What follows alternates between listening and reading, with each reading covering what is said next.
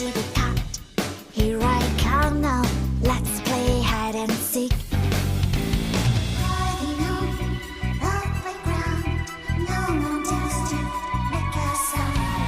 Round and round and round and round, no one wants to be first found.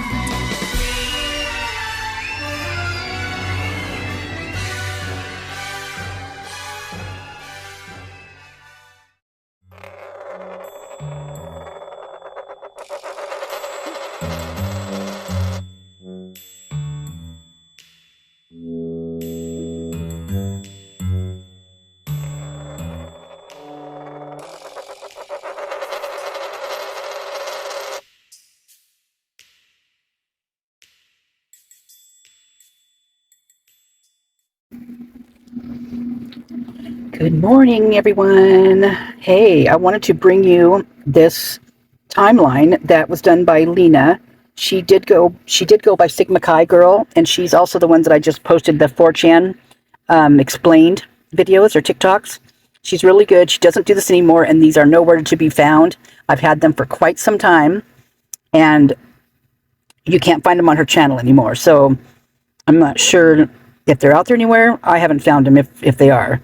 So I'm glad I saved these particular ones. Now you're going to see quite the difference on here. And I've already posted this. This is already one that I posted a while ago. But people are on here. I needed to explain it because people are on here saying, that's not the timeline or that's not what's going on. I'm like, you guys have to read the thing. It is one that was literally the first timeline, what they gave us, the information they gave us. And she's very cautious with how she does things, and she does it to the T. I mean, so whatever she's saying in here is exactly what she had heard or what was written down or what was given to us by the MPD. So please be kind in the comment section. I appreciate it. Please like, subscribe, and share. I really appreciate it. It really does help.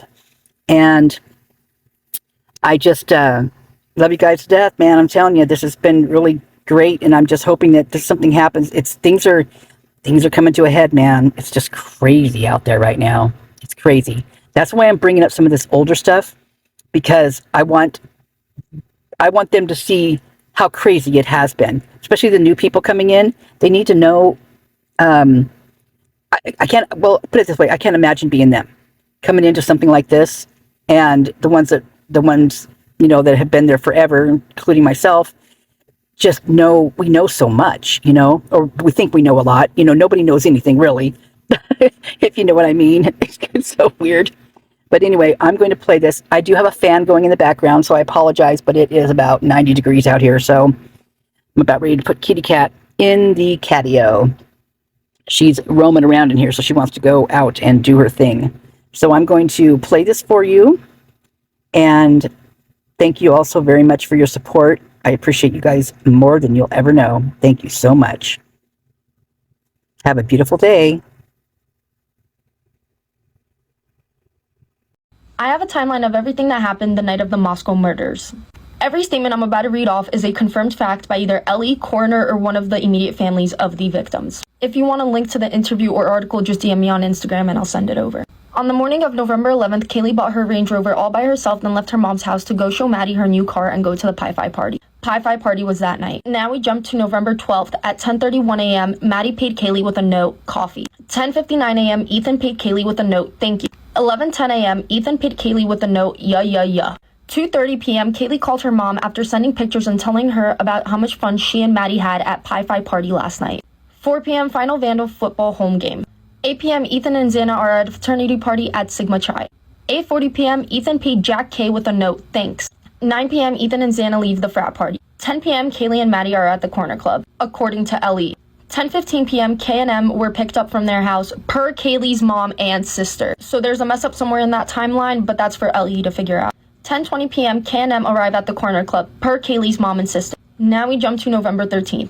12 a.m. midnight, Xana speaks to her father, Jeffrey, for the last time, and he mentions that she was hanging out at home with her boyfriend. 1 a.m., the two surviving roommates arrive home after being out in the Moscow community, separately.